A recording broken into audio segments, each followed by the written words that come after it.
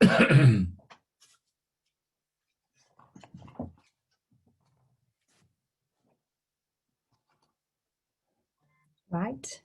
we are just waiting for more of you to come on, just few more seconds, and then we officially start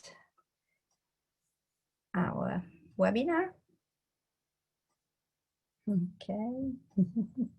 We have quite a lot. Quite a lot of questions. We'll see. How long is we going to do? 1 hour? Till 8 o'clock? Yeah. Okay. Okay, I'm just waiting for a few more to come on. Hi everyone. Say hi to everybody. I will. I'm opening up now. So, hello everybody. We are here in the UK, and I have the pleasure to be here with Dr. Klinghardt. For the new people, I am Daniela, and I am going to facilitate this session. I've collated some of the questions and at the Klinghardt Institute, and we see what we can answer. Some of you have asked at least 10 questions, and of course we cannot have 10 questions all in one go, so I'm going to choose which ones we want to answer in so that everybody gets a chance. That's what I mean. So yes, I think, what do you think? Would you like to start? Yeah, let's launch into it.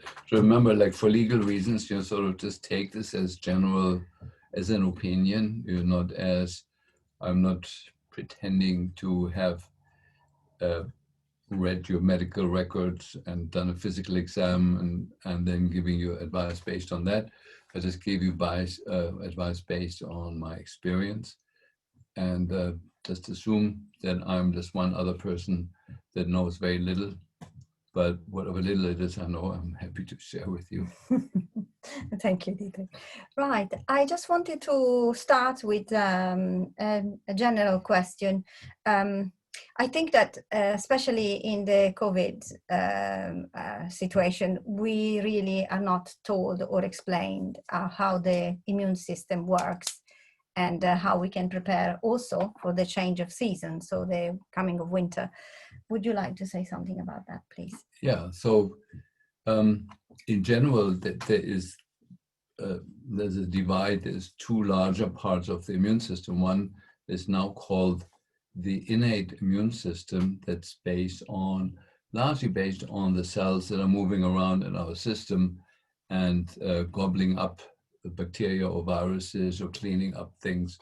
And then the other part of the immune system is called the adaptive immune system. That's the one that is in constant training as we go through life. And it's largely the B cells that produce antibodies. And it used to be called the humoral immune system. It means humor is a Greek word for liquid.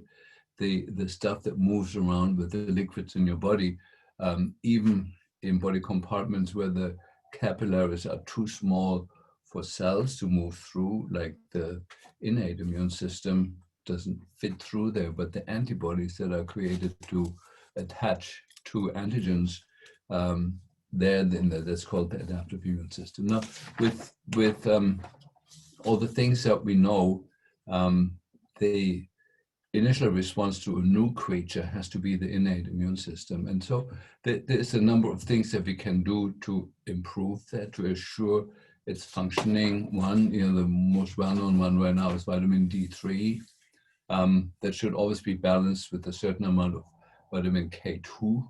Vitamin D3 can drive calcium in the inner lining of the blood vessels over months or years and years and years. And the antidote to that is balancing it with a good dose of vitamin K2. Now, the Key Science, is the company that I'm advising. Swear I've never received a penny of the company. But I like to keep it that way. So I'm not driven by financial interests in recommending things, but it's a company that has, for some strange reason, followed my advice most closely.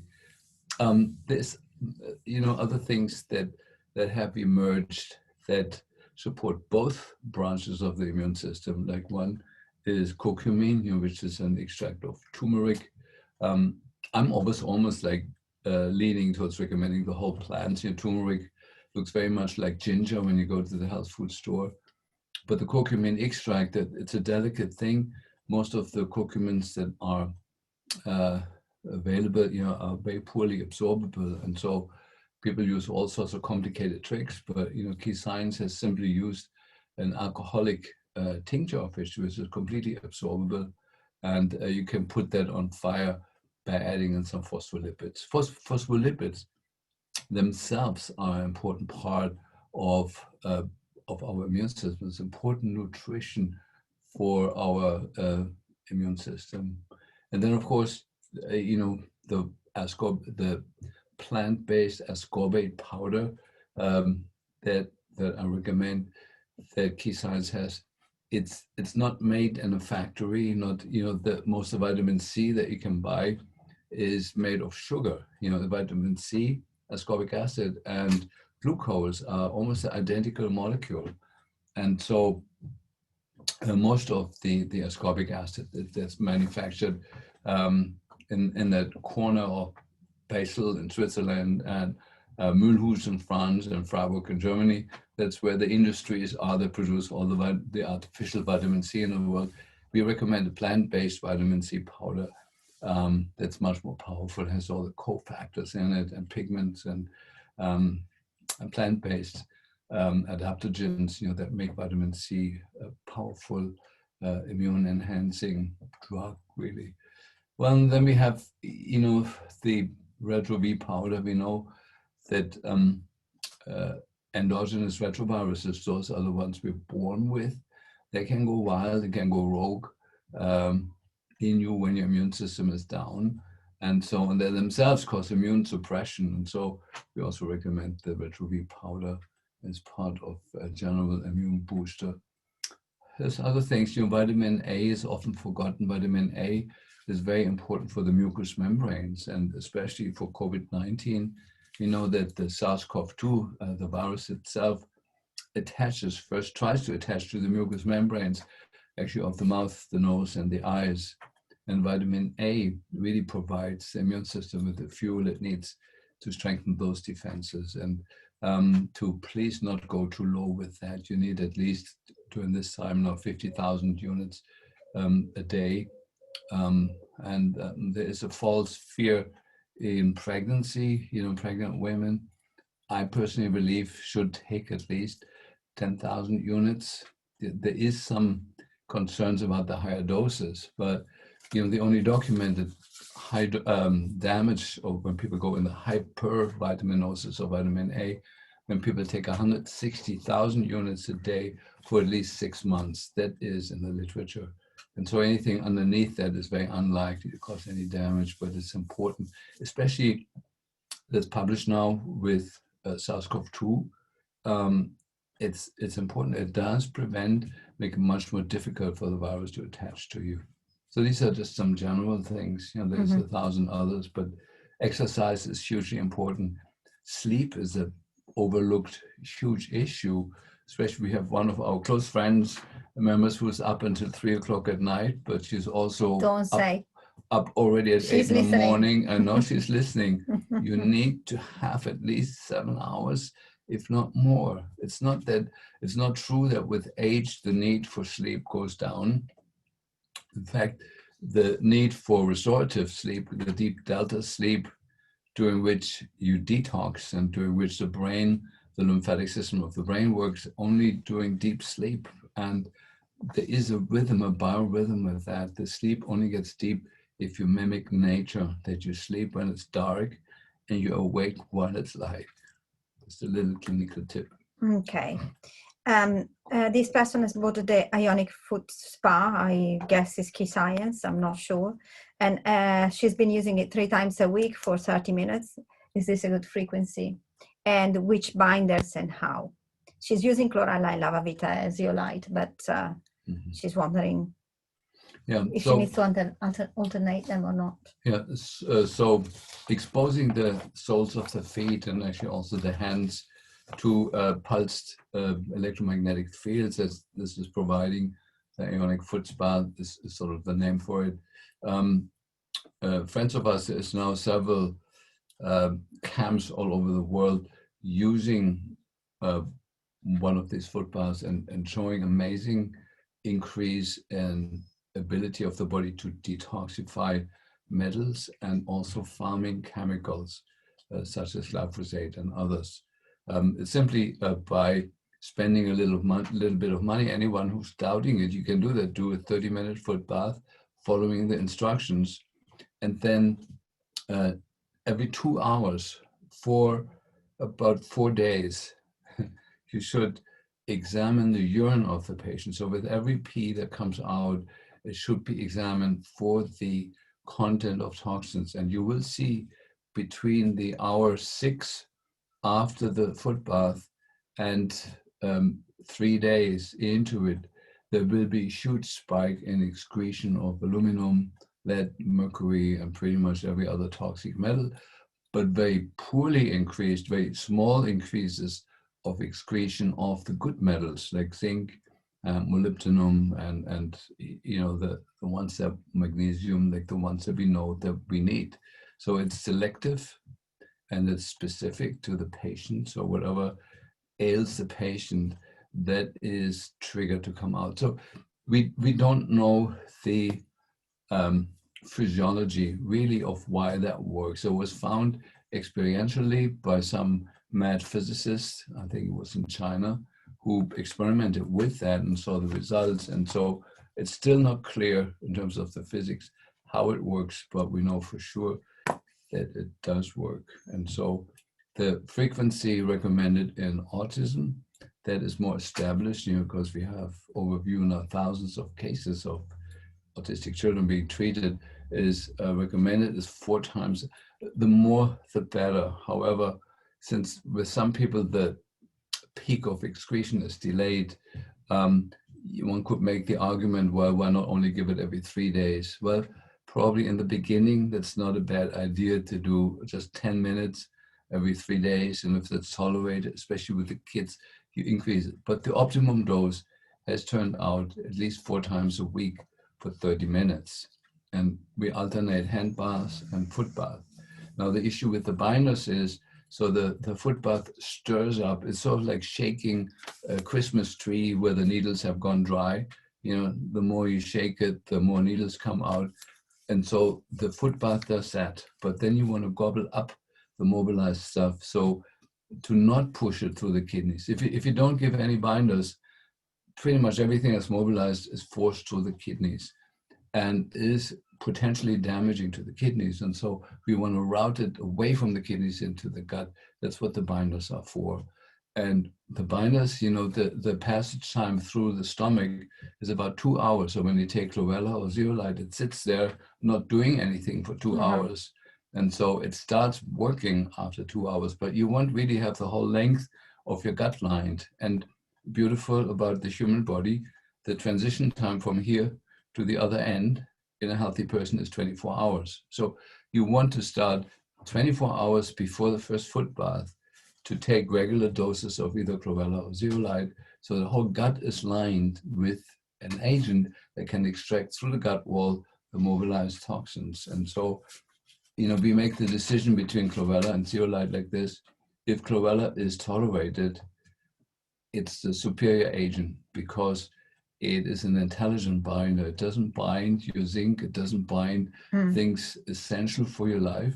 Zeolite is a dumb binder. It's very, very effective, but it also binds some things that you need. And so if people tolerate chlorella purinadosa, that's the strongest binder, a good dose is 15 tablets 3 times a day. They're 250 milligram tablets. If that's not tolerated, you should try chlorella vulgaris, which is better tolerated, but not as strong a binder. And only if that fails, then you should switch to zeolite. And it's like, do you have capsules now? We have both. Yeah. So with the powders, I'm more familiar. It's a smallish half teaspoon 3 times a day is enough of a dose of that.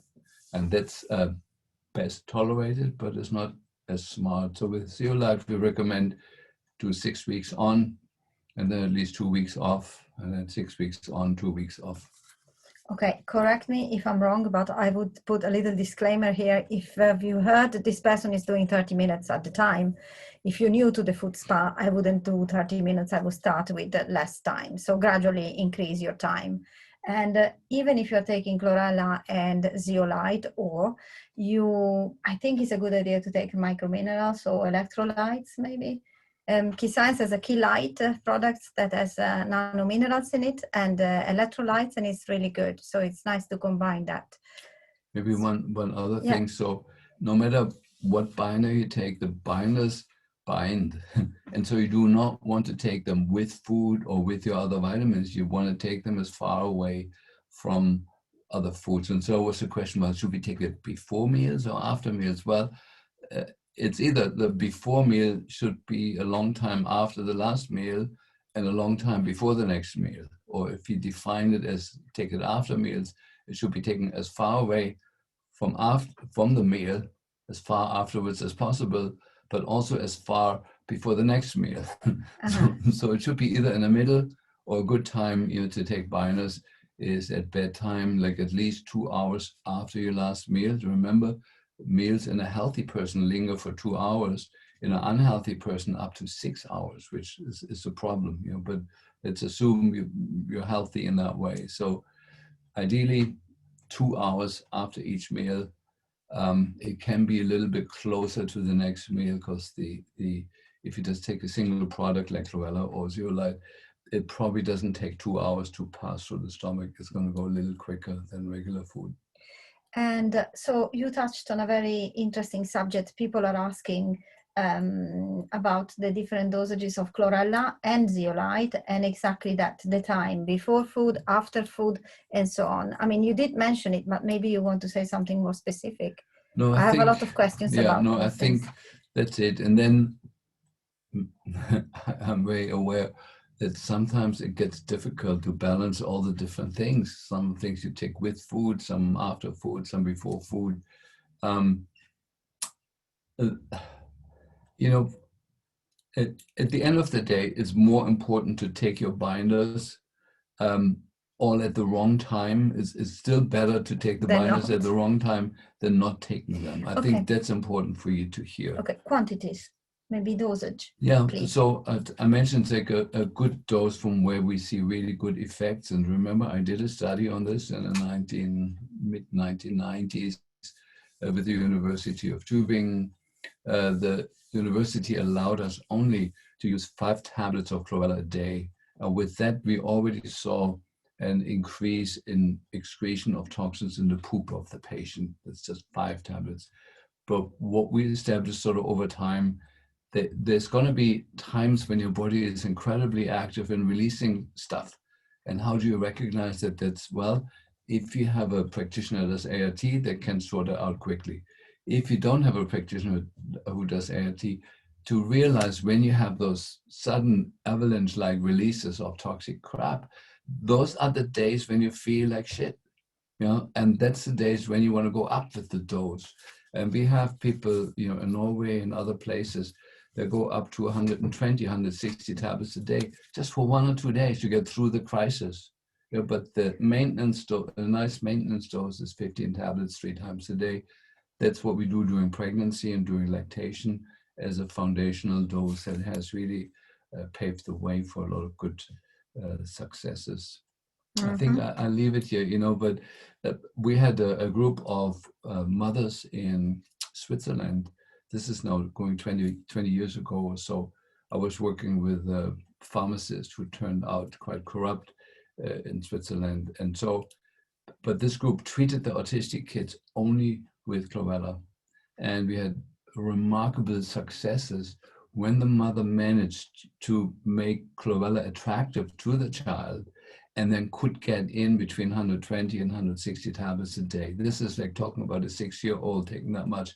That was virtually a cure for those kids. And so it's the hypnotic abilities of the mother to sell the chlorella as a treat.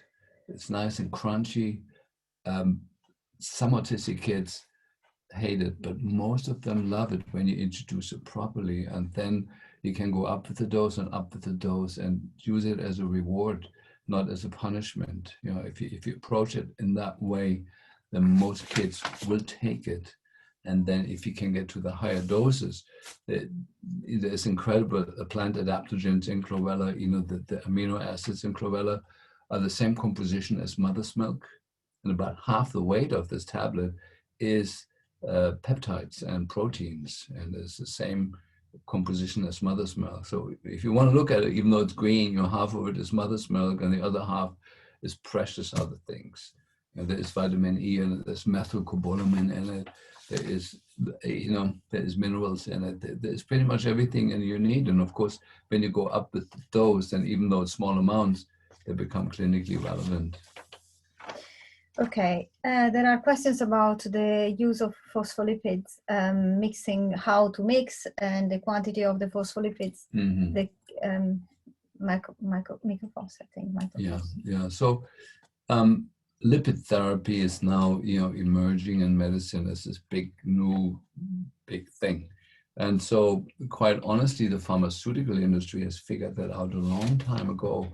You know, I knew in the 1970s, in the early 70s, when I studied pharmacology as part of medical school, that the revealed the secret. It was the emergence of the non-generic copies of pharmaceuticals. And they realized that Valium, in its original form from La Roche, was working a lot better than the copy that now it had run out of patent and the copies that were made. And then I looked into that and I realized that the Valium was made liposomal, microencapsulated in 1969. They already had figured that out.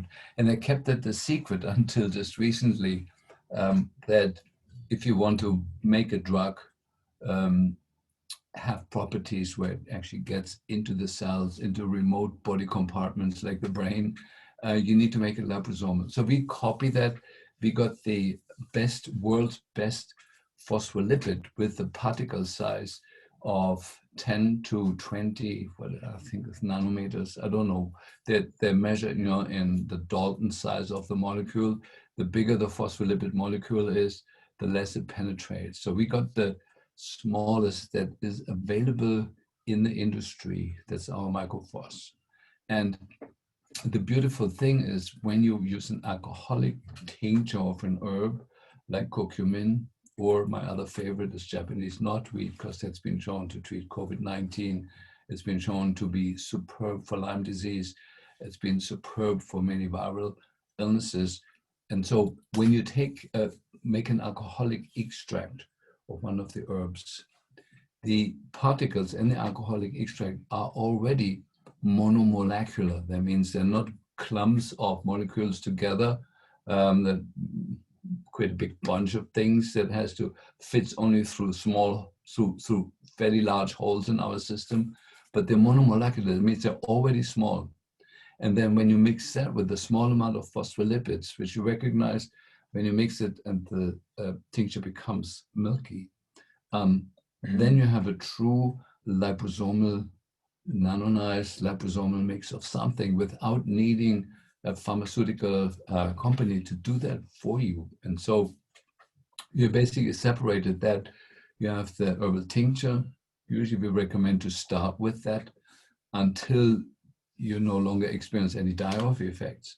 And then you add a small amount of phospholipids. Usually I say it's enough with the alcoholic tinctures to do 9 to 1, so 9 parts of the original tincture, 1 part phospholipids.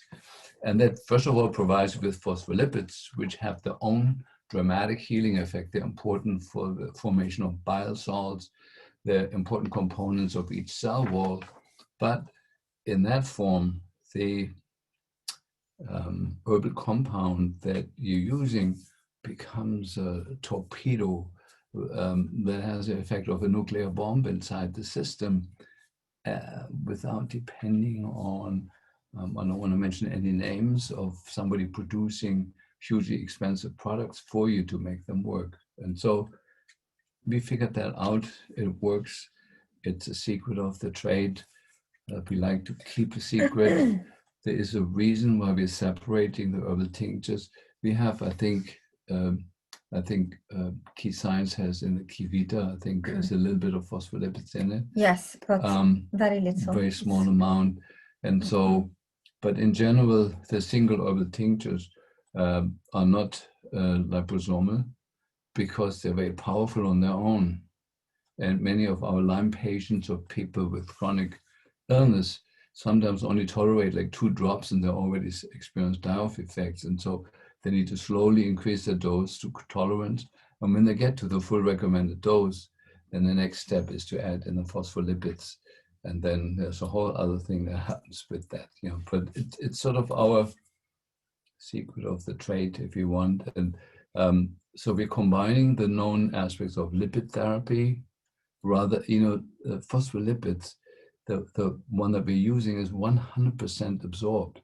So you don't have to inject it. People always think, well, we have to inject, you know, we have to use the product from Natterman, you know, the injectable phospholipids in large amounts.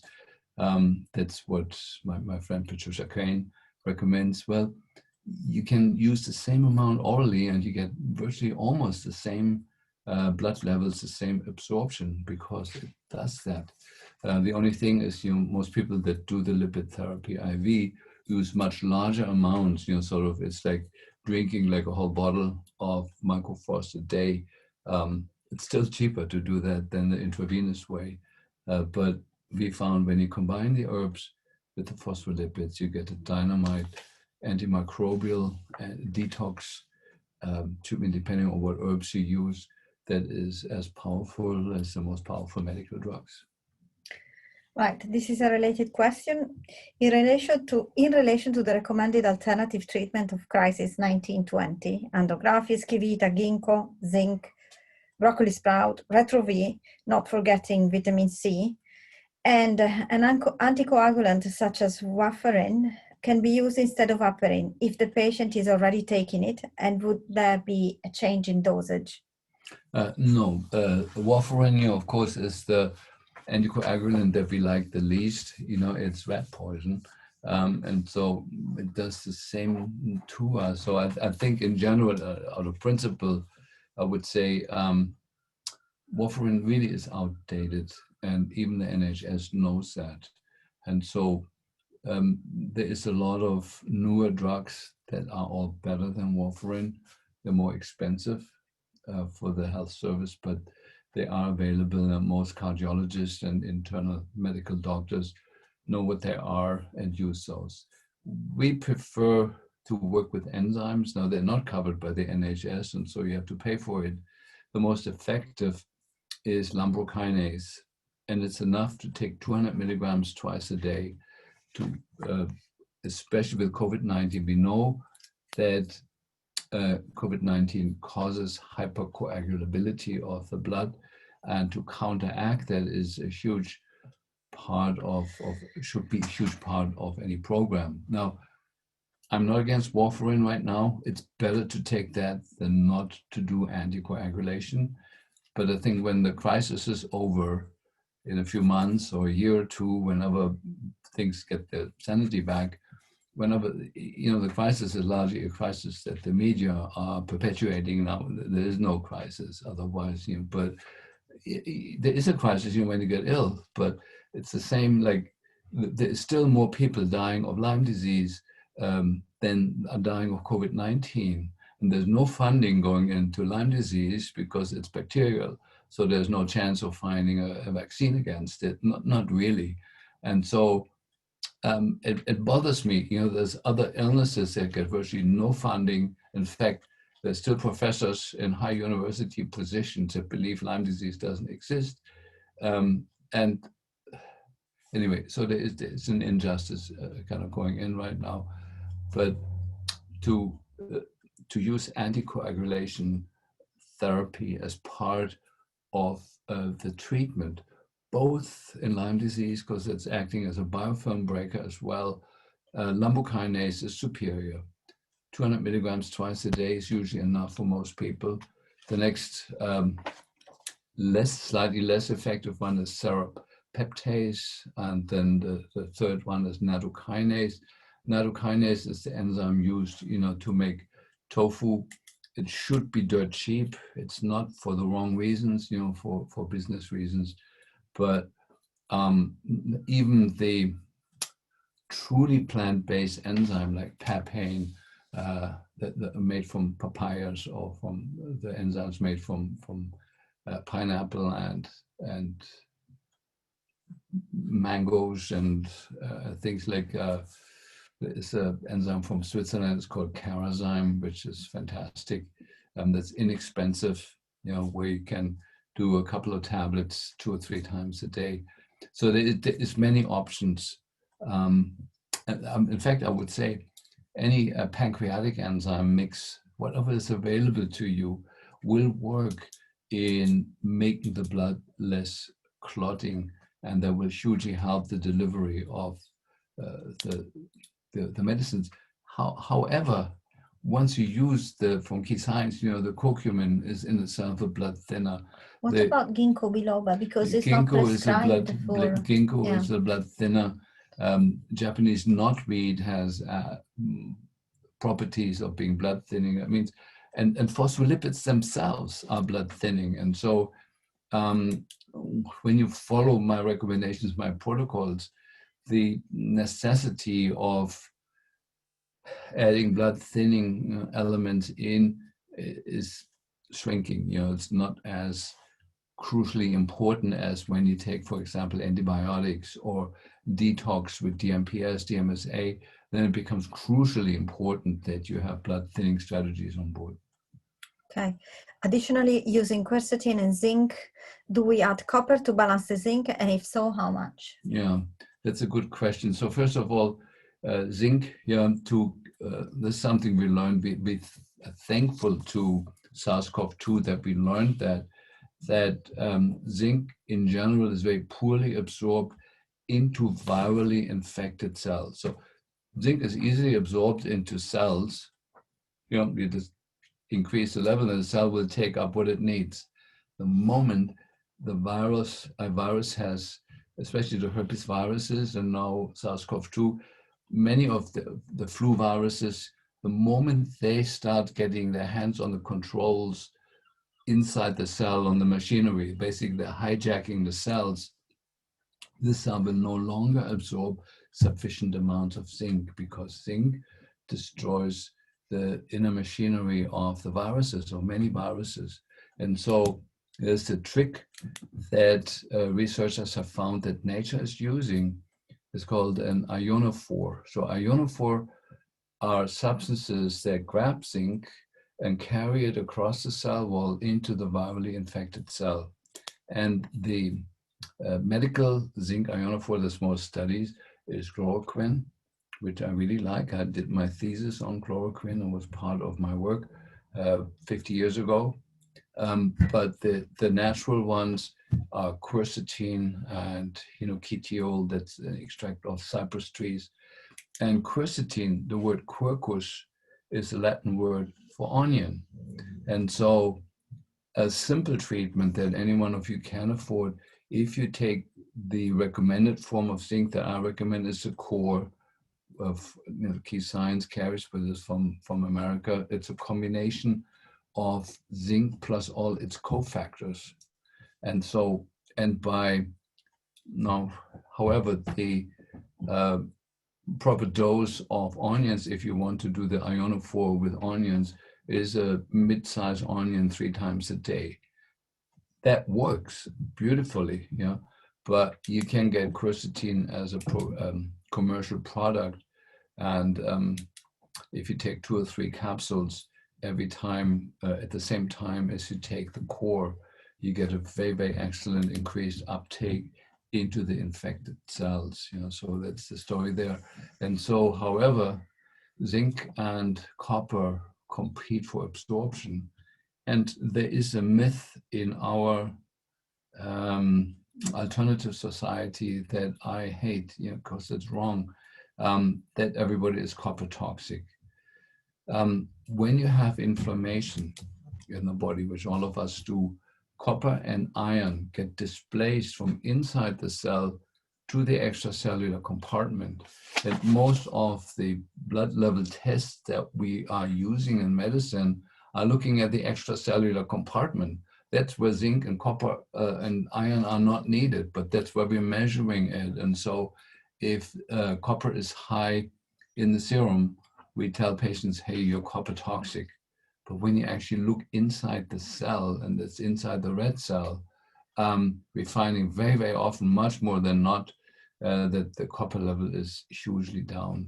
The symptom of copper deficiency is restless legs, easy cramping, and the lack of dopamine, so lack of forward drive in your life. People that can, oh, I don't care, I don't give a shit, I don't mind. That's in phase, there's a dopamine deficiency, and the most common cause for that is a copper deficiency. And so, dosing, to fix a copper deficiency, it needs like 4 to 6 milligrams a day. To maintain healthy copper levels is probably 2 milligrams a day. Okay. Question about cystos. Do you take binders even if you're on cystos? Yes. Cystos the T, answer is they were simple. talking. Yeah. By the way, just today I learned at the one of the courses that we took earlier today, there's 2 new studies on cystos really being hugely effective for Lyme disease. There's one study hugely effective for the coronaviruses in general. And it's a pretty good assumption. It's also good for SARS-CoV-2. Was it the rock rose or the white one, the lavender? No, it was the cystos incanus, that we're using. Rose. It's one of the ingredients, one of the essential oils in it that's hugely effective. Okay, so this person also wants to know, they live in an endemic area with a lot of ticks, even in the garden and very close to the house. So they want to know if the children and dogs do not like cystos tea or the tinctures, if they can put the herbs into capsules. Well, first of all, if a dog or a child doesn't like cystos tea, it's suspicious that the Lyme spirochetes are already driving the ship, or the plane, the car, that they already have taken over the controls, because bugs do that. We know that from toxoplasmosis, sort of suddenly the behavior of the host changes in order to facilitate infecting other people with it. And so the Lyme is a very, very highly intelligent bug with thousands of genes, as it turns out now, much more than we ever assumed, and will activate and will certainly be in the brain of the infected person and affect their tastes and affect their preferences in a way that serves the bug. So I would never trust a child that says, I don't like cystos tea. I would never trust a dog saying, I don't like cystos tea, because most dogs are infected with Lyme. That's one thing. But the other thing is, yes, absolutely, I would I would actually probably mill the powder even more. Or what you can do the tea, and then you can slowly evaporate the water at low heat to concentrate it more and more, and then you could put the concentrate in capsules and give that to the person. You can also try to find something that sweetens it and makes it, especially for children. We like galactose. It's a sugar that treats autoimmune disease, and it's a fantastic treatment that everybody should use galactose as a main sugar. Licorice is nice. Licorice is super because it treats Epstein-Barr and many of the other viruses. So I would try everything you can to make cystos tea. You can put lemon in it. Palatable. I would try with honey if to make it sweet. So try that first. But yes, you can also take the tea leaves, and you should mill them. There is a simple milling device like a coffee grinder. You can make it, powderize it more, and then put that in capsules. But when you do that, it needs to be taken definitely with a meal. Yeah, it's very hard on that. We used to have the capsules, remember, and we discontinued them because they were very hard on the digestive system. So, but you can make it work. Yeah. You can make it work. What would you recommend? The second best thing for children and dogs? Well, the second best thing, is we know from the work with autistic kids, you can use the citrus tea as an enema, which is very, very powerful. And an enema, as no child can resist that. With the dog would be difficult. Well, we have vets in the US, that I've trained. They're full on do enemas in dogs. There's absolutely no problem. Dogs love it. What would be the recommended dosage for dogs? She's asking for 10 kilo dog. 10 kilo, well, that's, let me see, that's about 2 cups a day would be a good cup and a half to 2 cups a day. These are 6 to 8 ounce cups. So let's say 12 ounces of tea a day. If you think ounces, an ounce is, I think, 32 milliliters. Can you please discuss the recommended dosage for melatonin in the immune support against viruses? Yeah, it depends on, with the melatonin, we have a lot of experience in the last 2 years using high dose melatonin. So first of all, my mentor, he doesn't know me, but I know him, is Professor Ryder. He himself takes 200 milligrams a day as a treatment to prevent most cancers and even to treat cancers. And so we've gone as high with ALS and some of the incurable illnesses. We've gone as high as 2,000 milligrams as a rescue operation, really without any problems. Theoretically, if you overdose it over a long time, people can get the serotonin syndrome. You can read up what that is. I've never seen that with hundreds of patients treated. And so there is 3 ways of getting a high dose in. One is through a suppository, one is through a skin cream, and the third one is taking it orally. And it's best to use all 3 versions together. And so with the 200 milligram suppository, what you will experience very quickly within a few days, a huge effect in mobilizing toxic metals, viruses, bacteria, and all sorts of things from your central nervous system. And that process can take 2 years. You start releasing and releasing and releasing stuff. But the ultimate outcome is amazing. People get their brain back. Even with Alzheimer's disease, we've seen amazing turnarounds. So I like, in the therapeutic phase, I like a total of 200 to 300 milligrams mixed, maybe 100 milligrams suppository, 100 milligram on the skin in non-hairy areas, which is in some of us difficult to find, and maybe another 50 or 100 milligrams orally. And the cream, preferably, I like people take during the day, because you do need sustained doses of melatonin, especially when you treat cancer. But rolling it back, any dose of melatonin is a good dose. I know for sleep, if you want to induce sleep, it's usually enough to have 0.5 milligram. That's a different issue, when you're in that territory. When you go higher, usually up to 2 or 3 milligrams, it increases the sleep induction effect. And then when you get beyond that, you get the opposite. And that is because you start mobilizing all sorts of crap that's irritating to this excitotoxins release. And so you feel like you've drunk too much coffee. And so we like to give high doses in people with chronic illness. And then as soon as they get side effects from it, we like to figure out what it is that they're mobilizing. And most of the time they need huge doses of chlorella, taken ideally 2 hours after the melatonin. So I have them take it not an hour before bedtime, but 2 hours before bedtime. And then at bedtime, take a handful of chlorella.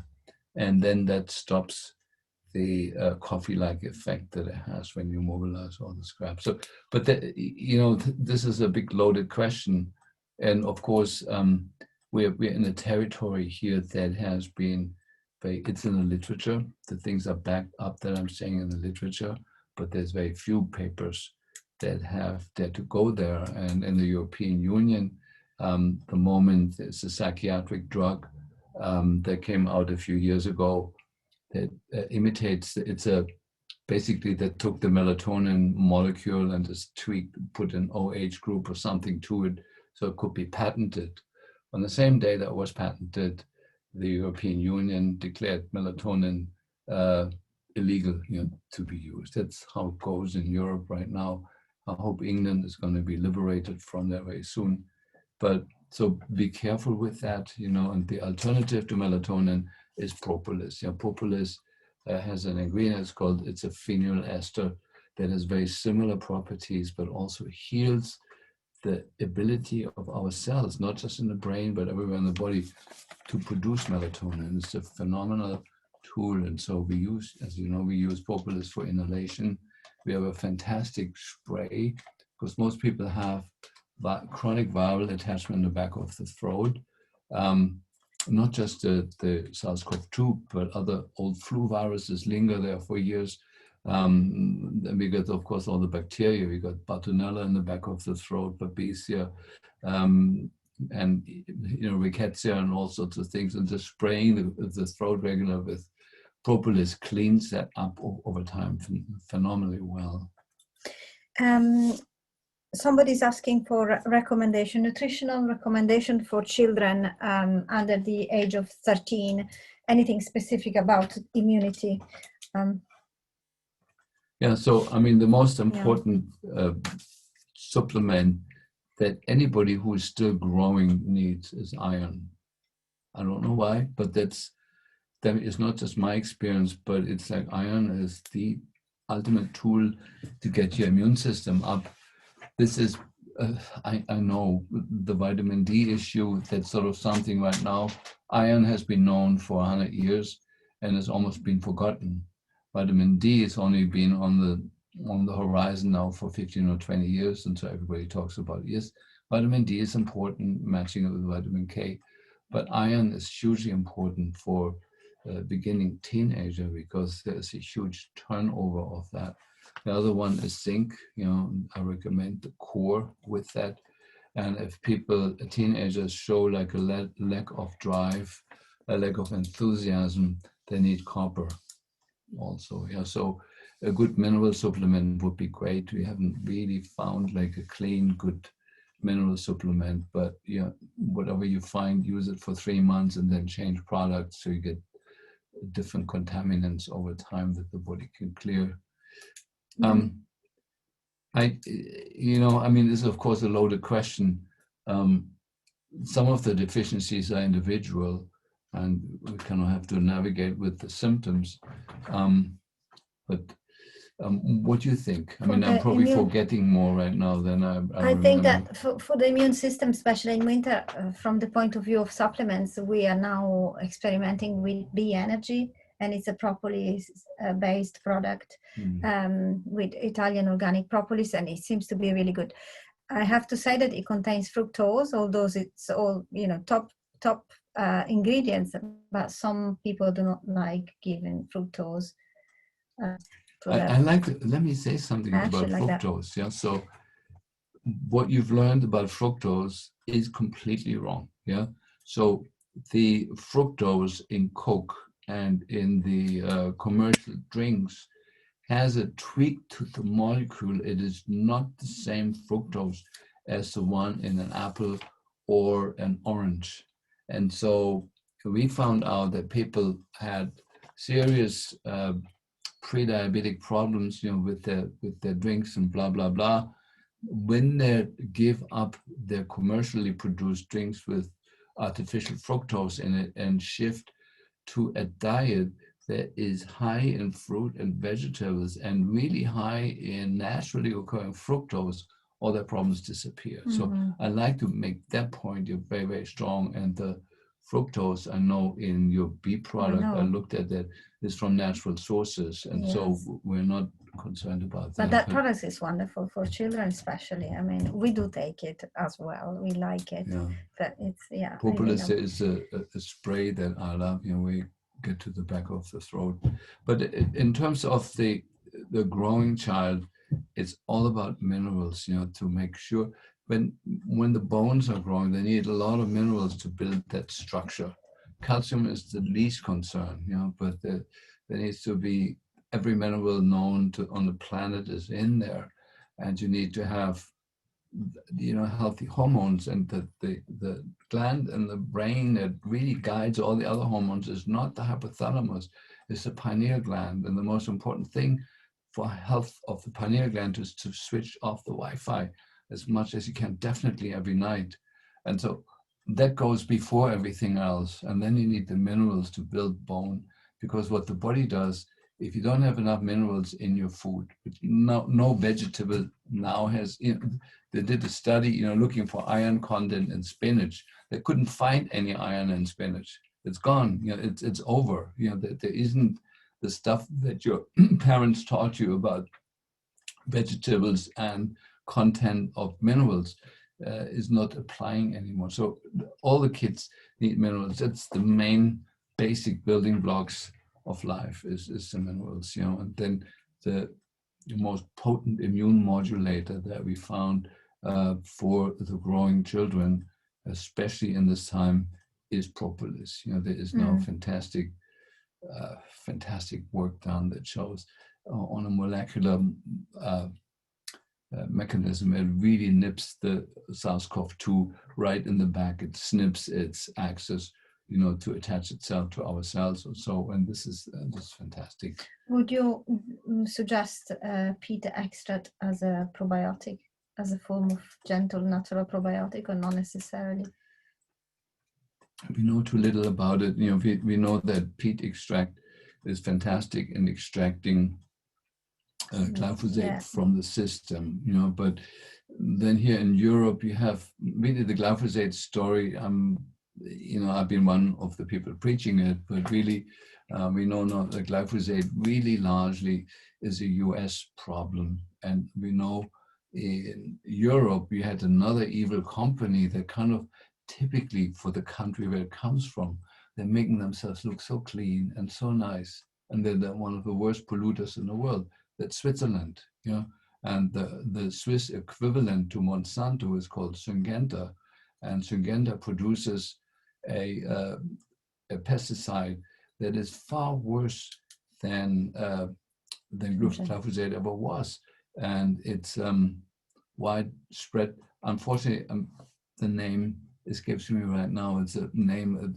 It spans like over 2 lines of a regular piece of paper. And it's found everywhere in England, in Germany, and Switzerland. It's used everywhere. It's now finally kind of coming to the surface. It's causing a huge amount of damage, and there's, lawsuits are brewing and things like that. And so we don't know if the peat extract is also effective for that. We know it's very effective for glyphosate. Glyphosate was a huge problem in Germany, and they sort of tried to silently shift away from glyphosate to the Syngenta product, which is worse, but nobody has had a test to actually detect it. And so the German government was very quick in responding to the calls to get rid of glyphosate. Yes, glyphosate has been out of patent for a long time, but the Syngenta product is still in patent. And so they simply silently shifted to that. So you don't find glyphosate in people anymore to the same degree that you did 10 years ago. But so there's a lot of trickery going on. And so we don't know if peat will attend to that also.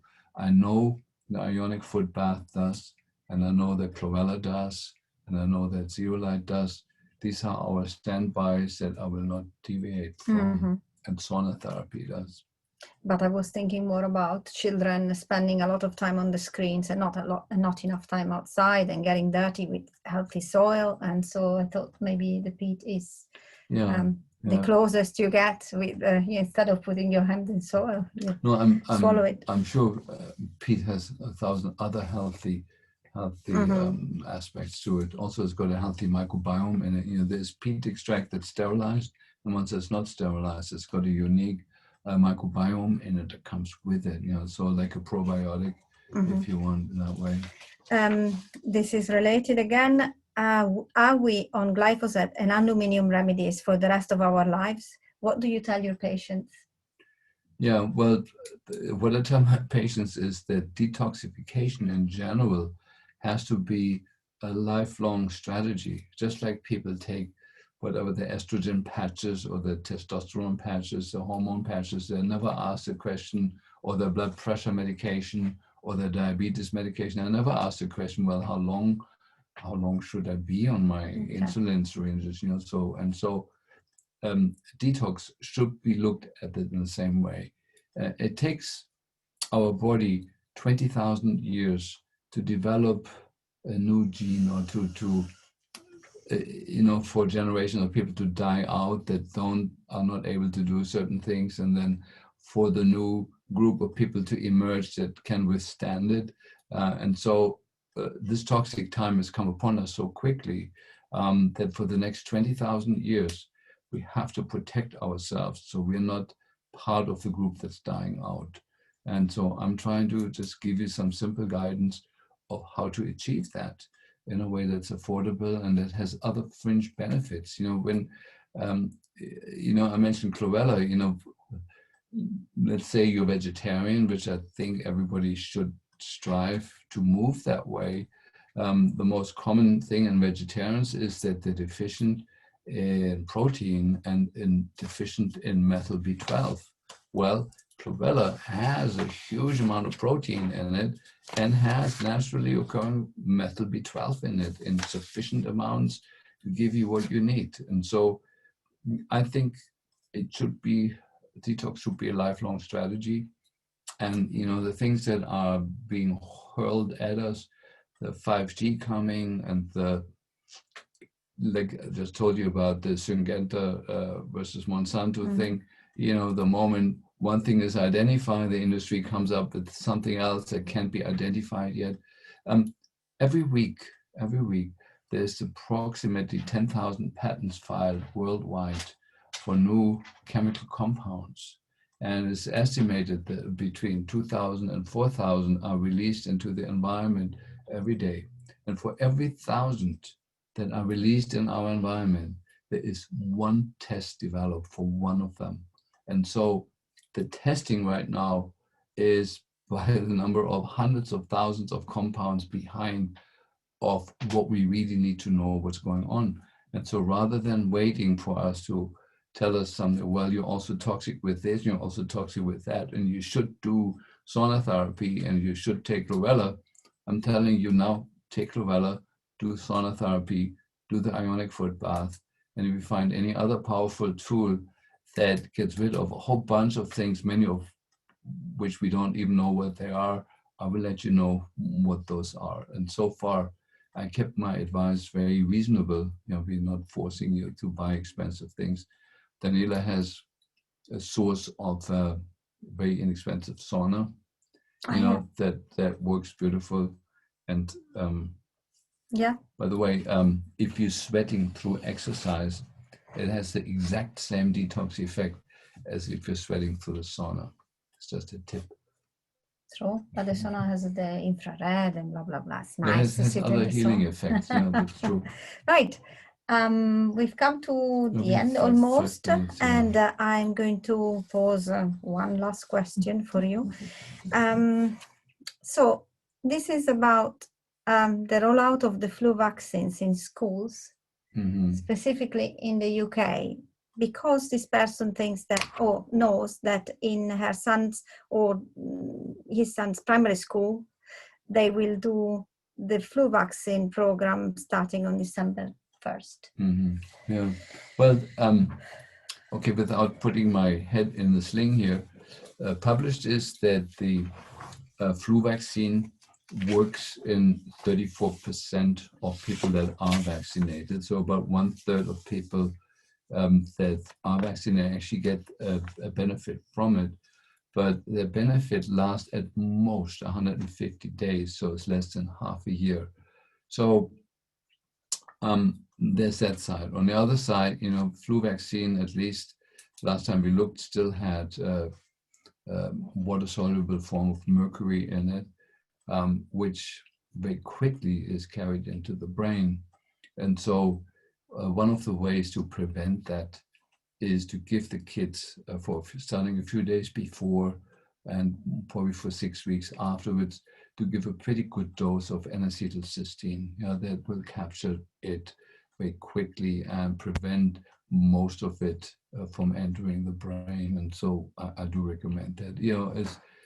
As an adult, you take at least 3 grams a day, and with kids, depending on body weight, you may use a little bit less, but the more is better.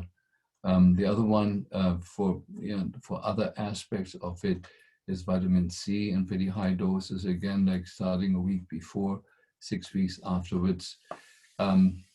That's really more known for the polio vaccine, and then for measles, is vitamin A that you give in high doses before, during, and after. So all of them have their own tweak, but for the flu vaccine specifically, we recommend NAC that's easily available in a health food store, and mixed ascorbate powders that T Science has in natural ascorbates is a very powerful enhancer of the mechanisms that we need to carry the thimerosal out of the system. And the flu vaccine has there was the Italian study. Unfortunately, the study was withdrawn very quickly as soon as it came out, but the list of what's in the flu vaccine, the traces of toxic other things, and is very, very long.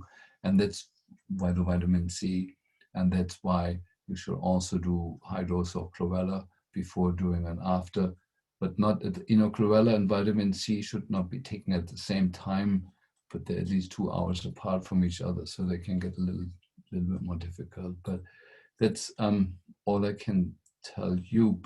But if you can prevent the kid from getting the flu vaccine, there is a statistic, the published work that shows the people most lethally affected by SARS-CoV-2 were the people that have been vaccinated regularly for the flu, because that pushes the immune system in a certain direction that you don't need for SARS-CoV-2. So people with the highest mortality rate were the ones that had received the flu vaccine over the previous years. And so there is many reasons why. There's also a study, by the way, that I lost with my last computer, but I can retrieve that again, that compared the effect of the flu vaccine versus giving the kids vitamin D as a preventative. And vitamin D was far more effective, statistically significant, and with a huge margin. Vitamin D, regular vitamin D dosing, far more effective than the flu vaccine. So with that, so I'll leave you with those thoughts. Yeah. So I would say that if there is no way out from it, because in some cases it's very difficult to get out of it, then I would try and not be defiant if you're acting individually, or maybe try to organize yourselves in the schools, in meetings, and see what can be done in a more social way, like in a larger group. Don't act on your own. That's what I would suggest. I think on the issue of the flu vaccine, the science is the clearest of all the vaccine issues. That is not a good idea, or an unnecessary idea. It's a thing invented by the industry to sell vaccines and to push everybody. And now there is, of course, people get this vaccine frenzy now, waiting for the SARS-CoV-2 vaccine. And so by the media having pushed the willingness of the population to get vaccinated, now they're sliding in the flu vaccine, saying that's a really good idea, even though the study is out that shows people vaccinated against the flu are more vulnerable for SARS-CoV-2. That's criminal for me, and it's insane. But with insanity in this field is based on for every study that shows one way, there is some fake study that shows the other way. And so it really takes a neuroscientist today to know which study you can trust and which one you cannot trust. And so I try sometimes to be that scientist for you. And unfortunately, the advisors of our politicians, it's not possible for a politician to learn how to read a study and discern this is a fake study and this is a real study. It's just not possible. We know even now the Lancet, right? The Lancet, New England Journal of Medicine, were caught red-handed, having a complete fraudulent study saying that hydroxychloroquine was killing patients, when it was actually now shown in a real study that it would have saved 80% of the lives of people that died. And those of you who've lost someone, if you have money, I encourage you to sue any of the government agencies that made it difficult for us to access hydroxychloroquine. Sue the hell out of them. You know, they're responsible for the death of your relative. You know, 80% of people that died would not have died if this would have become the treatment of choice at the time when it was known it does that. Instead, the government invested in a lot of paying for a lot of fake studies that were organized to prove that it doesn't work, like giving it to dying patients, or giving it without the zinc, or giving it in ways that it couldn't work, or giving super high doses that are known to kill people. Yes, I can organize any study to show that anything that you want me to show is dangerous to you. You know, I can show that vitamin C is not deadly, but will give you horrible diarrhea. You know, just take 100 grams a day or twice a day, you know, so and see what happens. Oh, vitamin C is really, really bad. It gives you diarrhea and then you die from diarrhea. Yeah, I can do that too. But we've have reasons to have lost complete trust in the major medical journals and the studies that come out there. We've seen that now right in front of our eyes, you know, that the betrayal and the fraud that so deeply in that is, I forgive the politicians that make these decisions because they have their advisors, but the advisors are deeply entrenched with the special interests. And yeah, that's where we are. And it's good to know this is our time, but there is a way through this jungle. And it's usually either a bunch of herbs or a bunch of vitamins, or having good sleep and having good social contacts and having happiness in your life. These are things that are hugely important to keep your system on its toes and working. And let us be like a small voice in this, you know, not a big voice. Consider everything I'm telling you, it's complete bullshit, but maybe one or two of the things stick, and they, you may want to try them out. Right. Okay. So thank you for having spent the last hour with us. And thank you to Dietrich for his special advice and knowledge and personal views, which I support. And so I'm very honored to share them with you. And yes, goodbye until next week. And thank you. It's okay. And thank you guys for Thank you. spending this time with us.